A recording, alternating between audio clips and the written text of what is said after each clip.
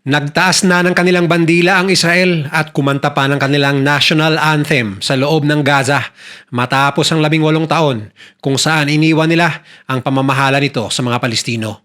Hindi lang nila ito ginawa sa isa, ngunit sa iba't ibang lokasyon sa pusod mismo ng mga kampo ng Hamas na patuloy nilang nakukuha.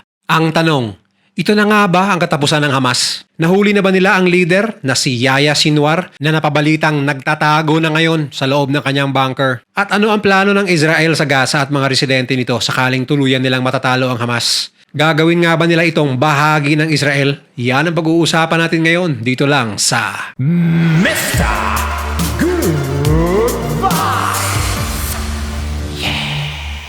Sa isang sikat na beach sa loob mismo ng Gaza na dating punong-puno ng mga sibilyang lumalangoy, sa asul na katubigan nito ay makikitang nagtataas ng kanilang bandila at kumakanta ng kanilang national anthem ang isang grupo ng mga Israeli soldiers.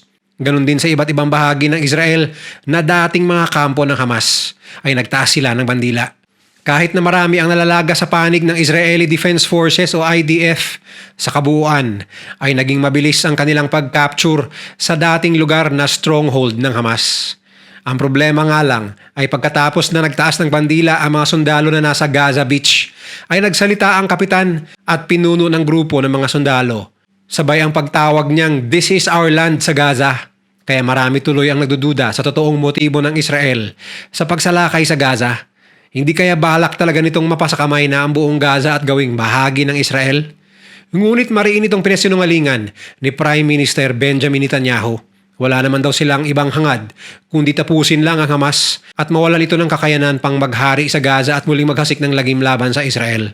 Sa katunayan, agad na nagsalita ang Israeli Defense Forces spokesperson na si Jonathan Conricus tungkol rito at sinabing papaimbestigahan at ipapatawag nila ang kapitan sa flag raising sa beach ng Gaza at mariing sinabi na hindi di umano nila pagmamayari ang Gaza Strip at wala silang balak na tawagin itong kanilang lupain. Ngunit dagdag pa ng spokesman na wala silang binibigay na time frame kung hanggang kailan sila mananatili sa loob ng Gaza. Wala raw silang deadline kung gaano katagal. Umabot man ng mahigit 1 taon ay gagawin nila. Masigurado lamang na makakamit nila ang kanilang ultimate goal na burahin ang Hamas ng tuluyan. Sa makatwid, mananatili ang puwersa ng Israel sa loob ng Gaza ng mahabang panahon kahit tapos na ang giyera laban sa Hamas. At mariing sinabi ng Prime Minister na ayaw nila itong ibigay sa sinumang international forces na gustong kumontrol sa Gaza Strip. Dagdag pa ni Netanyahu sa isang interview, ang Israel na ang mamamahala sa seguridad ng Gaza simula ngayon. Ngunit hahayaan pa rin daw nila ang mga Palestinians na mamamahala sa gobyerno nito basta't wala na sa eksena ang Hamas. Ayon naman kay Palestinian President Mahmoud Abbas na handa silang mag-take over sa pamamahala sa Gaza kapag handa na ang Israel na ipaubaya ito sa kanila. Hanggang ngayon, pinaghahanap pa rin ng IDF ang Hamas leader na si Yahya Sinwar na kinumpirma nilang nagtatago sa loob ng isang bunker sa ilalim ng mga tunnels ng Gaza. Ang problema, halos 500 kilometro at aabot sa 50 meters ang lalim ng mga tunnels na ito. Kaya tila naghahanap daw sila ng karayom sa gitna ng palayan sa pag-pinpoint sa kanyang specific na lokasyon. Ngunit positibo naman ang IDF na panahon na lang ang hihintayin at mahuhuli na nila ang Hamas leader na matagal na nilang hinahunting bago pa man magumpisa ang pag-atake ng Hamas noong October 7. Kaya raw walang kapagurang sinisira ng IDF ang mga tunnels ng Hamas upang masiguradong wala nang mapagtataguan pa ang Hamas leader at magamit ang isa sa mga ito upang makaalis palabas ng Gaza. Sa kabuuan, 130 tunnels na ang sinira ng IDF at mas marami pa di umanong mga sisirain sa mga darating na araw ayon sa isang Israeli military officer. Kahit kapalit naman ng opensibang ito ng Israel ay 48 buhay na ng kanilang mga sundalo simula nang inumpisahan ang ground offensive ay hindi raw sila matitinag sa kanilang ultimate goal na pulbusin ng Hamas. Pero ang pinaka-inaabangan ng maraming tao sa mundo ay ang sagot sa tanong kung nasaan na nga ba ang mga hostages na sinasabing tinatago ng Hamas sa loob ng mga tunnels na ito. Lalo na sa parte ng mga kaanak ng mga hostages na hanggang ngayon ay wala pa ring malinaw na sagot kung ano ang sitwasyon ng kanilang mga mahal sa buhay na dinukot ng Hamas. Ayon sa pahayag na pinalabas ng Hamas, ilang beses na raw nilang kinontak ang gobyerno ni Netanyahu upang makipag-initiate ng prisoner exchange sa pagitan ng dalawang panig. Ngunit mariin daw itong tinanggihan ni Netanyahu. Ang desisyong ito ay lubos na ikinagalit ng mga kaanak ng mga hostages. Ngunit ayon sa mga eksperto, iniiwasan lamang ni Netanyahu na gagawing bisyo ng Hamas ang pagdukot ng mga Israelis sa tuwing meron silang gustong mga Palestinian prisoners na mailabas. Kagaya na lamang sa nangyari kay Hamas leader Yahya Sinwar na nakakulong na sana at 2 life sentences na ang ipinataw sa kanya. Ngunit napalabas dahil sa pagdukot ng Hamas ng sundalong si Gilad Shalit kapalit ang kanyang kalayaan at 999 pang mga Palestinian prisoners. Ngunit wala naman daw dapat ikabahala dahil kasaysayan na mismo ang makakapagsabi na gagawin lahat ng Israel ang kanilang makakaya upang mailigtas lang ang sinumang mamamayan nilang nadudukot ng kalaban. Kagaya na lamang sa nangyari noong 1976 kung saan mahigit 100 pasaherong Israelis na sakay ng Air France flight papuntang Paris ay dinukot ng mga Palestinian militants kapalit ng ilan nilang mga kasamahang nakakulong. Ngunit kung sa akala ng mga terorista ay maiisahan nila ang gobyerno ng Israel, sila ay nagkamali. Dahil pinadala ng Israel ang kanilang pambatong mga sundalo upang tugisin ang mga salarin sa ibang bansa at iparamdam sa mga ito na nagkamali sila ng binangga.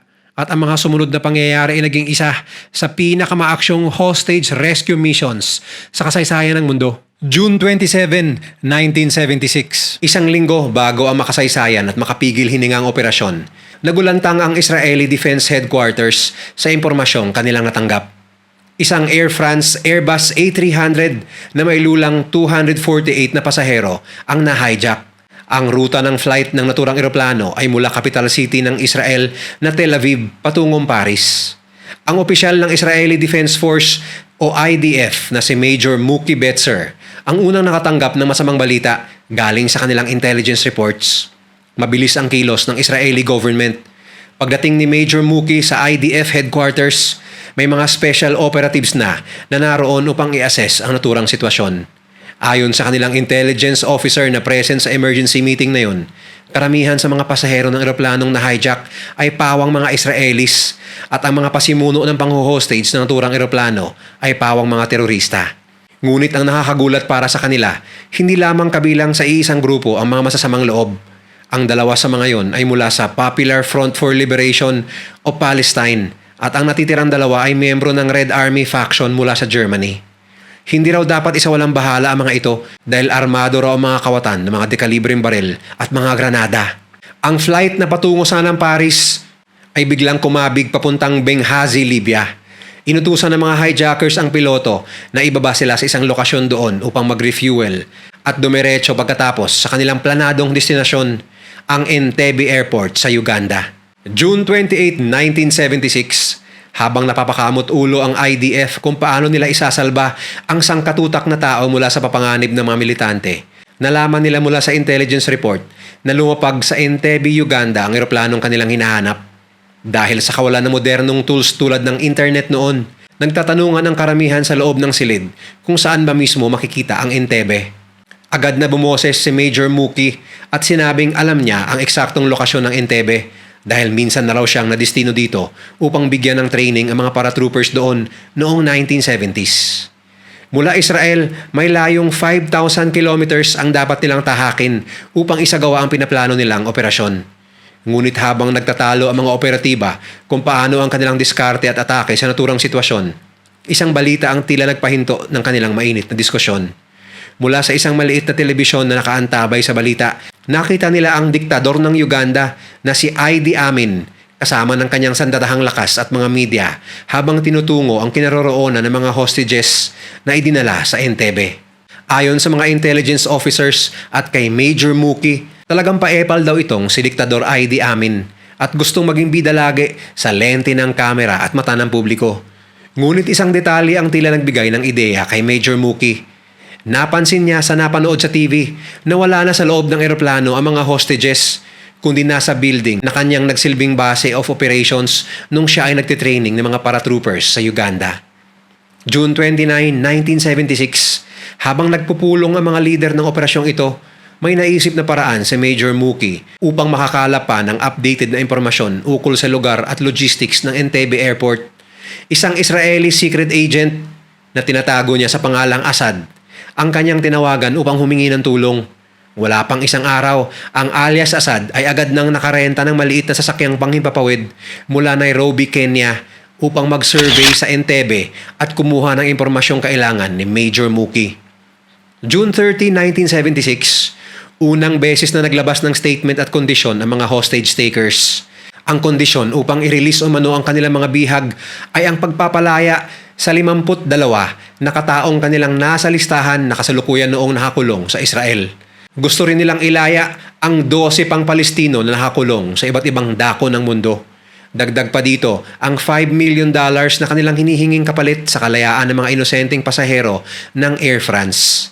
Binigyan lamang ng 2 araw ng mga hijackers ang gobyerno ng Israel upang kumilos.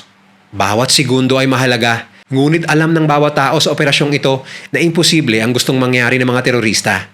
July 1, 1976, ikinagulat ng IDF at buong mundo ang sumunod na hakbang ng mga hijackers. Nag-release sila ng mga hostages na pawang mga hindi Israeli at nang sila ay masundo at makapanayam ng intelligence services ng IDF, nagulat sila sa kanilang natuklasan. Ayon sa mga pinakawalang hostages, ang epal na diktador na si Idi Amin ay nakikipagtulungan pala sa 4 na teroristang nang hijack ng eroplano.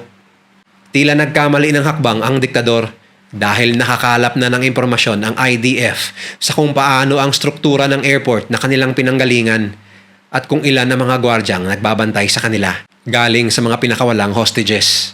Sa kabilang banda naman, sa tulong ng isang matalik na kaibigan ni Diktador Amin, napapayag ito at ang mga terorista na ilipat ang deadline sa July 4. Sapat na ito para sa mga tauhan ng IDF upang makapag-formulate ng epektibong plano kung paano isasalba ang mga kawawang hostages sa kamay ng mga sakim na militante.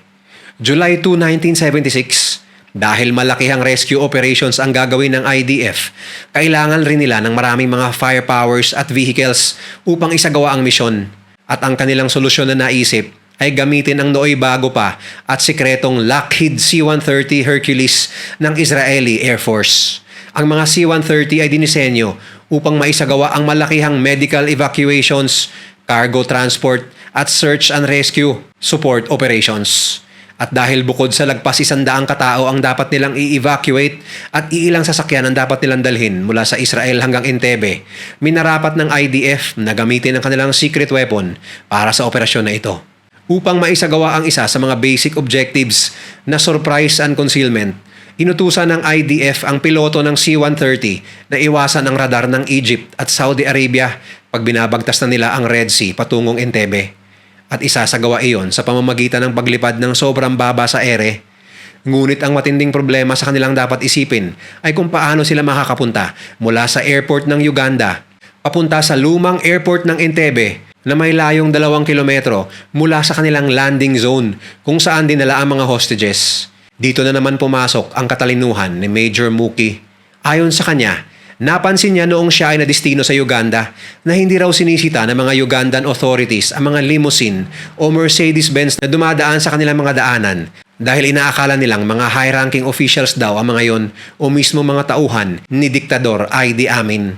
Kaya naisipan ni Major Muki na isakay rin sa C-130 ang isang Mercedes-Benz at ilang Land Rovers upang mag-disguise bilang military motorcade para hindi na usisain pa ng mga Ugandan forces ang kanilang cover-up at tuluyang makapunta sa kanilang destinasyon sa Entebbe. July 3, 1976, nag-confirm ang Kenyan government sa request ng Israeli government na doon mag-refuel ang mga eroplano pagbalik ng mga sundalo at mga hostages mula sa Entebbe, Uganda.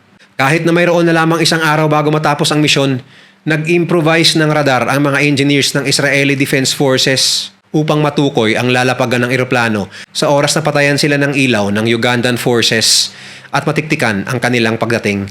Habang nangyayari ito, tinawagan rin ang isang veteranong sundalo na si Lieutenant Colonel Jonathan Netanyahu upang pangunahan ang naturang operasyon. Matapos na paspasang mabrief tungkol sa sitwasyon at impormasyong kailangan niyang malaman, inutos ni Lieutenant Colonel Jonathan na isarado ang kanilang base at i-lockdown ang lahat ng sundalo roon. Pinutol din ang lahat ng linya ng komunikasyon tulad ng radyo at telepono sa naturang gusali. Wala ring sundalong pinayagan na lumabas kahit na mga asawa at kaanak ng mga naturang sundalo ay hindi pinayagang makaalam ng anumang impormasyon ukol sa operasyon. Nakapag-secure din sila ng mga Ugandan uniforms at flags upang isuot at ilagay sa kanilang mga sasakyang gagamitin sa oras na lumapag sila sa kanilang destinasyon. Chinek ng bawat sundalo ang kanilang equipment at armas.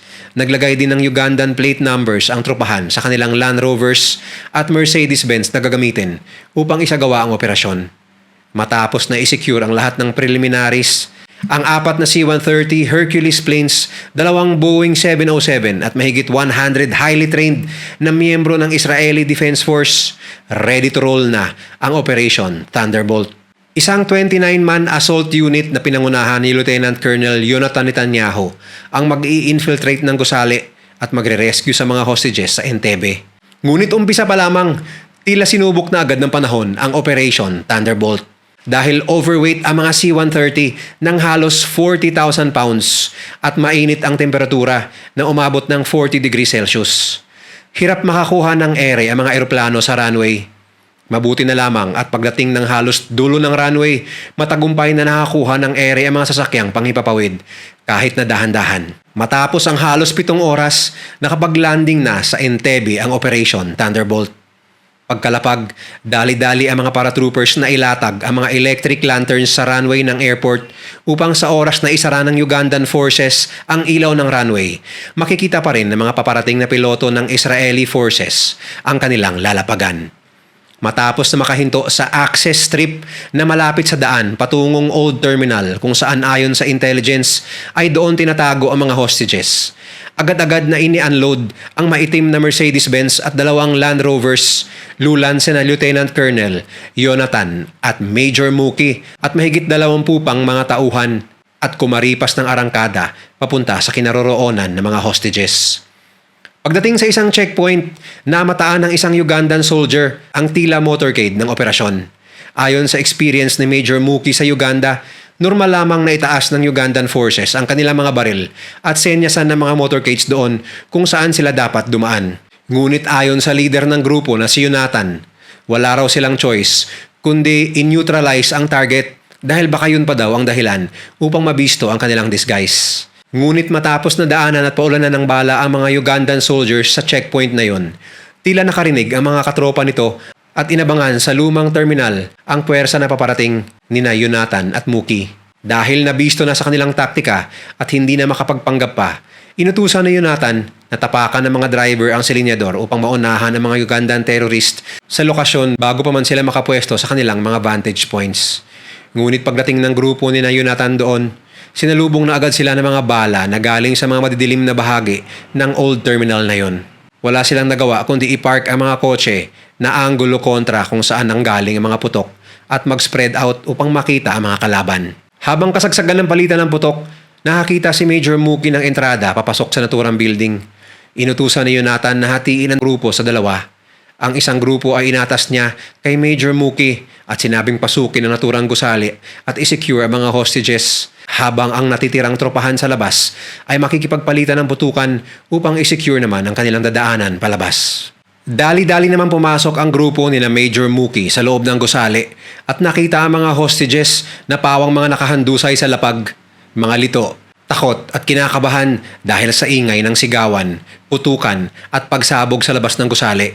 Ilang sandali pa at nagpakita ang isa sa mga German na terorista at agad itong pinaputukan ng tropahan ni Muki dahil nakatutok sa kanila ang AK-47 nito. Asintado ang bawat putok ng mga tauhan ng IDF kaya walang laban ng aliman. Agad-agad namang sinuyod ng puwersa ni Major Muki ang bawat sulok ng gusali at na-neutralize ang 3 pang mga terorista na pawang mga mastermind sa pag-hijack ng Air France na sinasakyan ng mga pasaherong kanilang ginawang hostages. Hindi nakapalag ang mga ito sa gilas ng tropahan ng IDF pagdating sa malapitang bakbakan. Sa itaas ng gusali, hinagisa ng isang sundalo ang isang silid ng granada upang ma-neutralize din ang mga Uganda na sundalo na nagpapaputok sa kanila galing doon. Habang na-sweep at na-secure na ang loob ng gusali, kasalukuyang umaalingaw-ngaw ang palitan ng mga putok sa pagitan ng tropahan na kasapi sa Operation Thunderbolt at puwersa ng militar ni Idi Amin. Balot na balot ng kaba-atensyon ng mga hostages na pinadapa ng mga sundalo sa lapag habang nangyayari ang engkwentro na metro lang ang layo sa kanila. Nang mai-report ni Major Muki na safe at secured na ang lugar, isang masamang balita ang kanyang natanggap. Malubhang sugatan si Lieutenant Colonel Jonathan at kasalukuyang pinaliliguan ng bala ang mga kasamahan niya sa labas. Walang sinayang na panahon, agad-agad na nagbigay ng order si Major Mookie sa kanyang mga tauhan. Hinati niya ang kanyang mga kasamahan habang ang ilang maiiwan ay naatasang siguraduhin ang safety ng mga hostages. Ang iba naman ay sasama kay Major Mookie sa labas ng gusali upang makipagpalitan ng putok sa mga tauhan ng diktador. Sa kanyang paglabas, nakita niya agad si Jonathan na nakahandusay sa lapag at sugatan. Kahit na ilang beses na tinamaan ng mga lumilipad na bala, lumapit si Major Mookie kay Jonathan upang i-cover ito, ngunit may isa pang banta ang nagbabadyang parating. Isang report ang kanilang natanggap galing sa radyo na may mga paparating na reinforcements mula sa hanay ng puwersa ni na Idi Amin. Dahil dito, minarapat na ng kanilang commander-in-charge na i-evacuate na ang higit sa 100 katao at kailangan na nilang gawin ito ng mabilis. Kailangan na nilang umaksyon at umalis dahil kung hindi, magiging isang massacre para sa kanila ang mga susunod na tagpo. Libo-libong sundalo ang sasalubong sa kanila upang pigilan ang pag-i-evacuate ng mga hostages mula sa naturang lugar. Habang ini-escort ng grupo mula sa gusali, papuntang escape lanes sa mga hostages. Iniutos ni Major Mookie na paputukan ang mga terorista gamit ang kanilang maximum firepower. Sa oras na binigay ni Major Mookie ang kanilang signal, agad-agad na niratrat ng Israeli forces ang Ugandan soldiers ng kanilang mga baong machine guns, rocket launchers at iba pa. Nakakabingi ang mga sumunod na minuto dahil sa mga armas na ito. Pagtapos ng ilang sandali, wala nang nakita pa ang mga tropahan kundi usok mula sa kanilang mga baril. Tumahimik ang paligid at wala nang natira sa hanay ng mga Ugandan forces. Sabay na rin nagsidatingan ang isang C-130 at dalawang Boeing 707 sa Entebbe Airport upang sunduin ang natitirang hostages at Israeli soldiers mula sa naturang lugar bago pa dumating ang reinforcements ni Diktador Amin. At sa oras na kanilang pag-take off mula sa Entebbe Airport, pinasabog rin nila ang airstrip. Sabay iniulat ng kanilang commander sa radyo ang mga salitang, "Mission accomplished." Eksaktong 90 minutes ang tinagal ng Operation Thunderbolt. Mula sa 106 na mga hostages, 102 lamang ang kanilang naisalba ng buhay. 3 sa mga yon ay namatay sa crossfire at isa ay namatay sa ospital. Sa kanilang pag-alis, matagumpay rin na pinasabog ng Operation Thunderbolt ang anumang maaaring pagmulan ng retaliation mula sa Ugandan forces.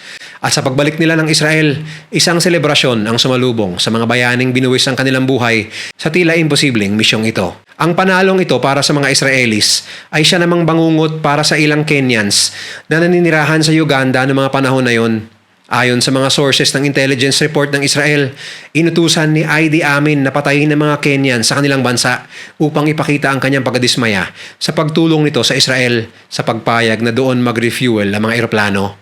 Ayon sa datos, mayroong 245 na mga Kenyans ang napatay ng diktador habang 3,000 naman ang tumakas mula sa Uganda. Kung nag-enjoy ka sa video na ito, i-share mo naman sa iba at mag-subscribe ka na rin. Huwag kalimutang panoorin yung mga videos na nasa kanan para lalo pang maubos ang oras mo.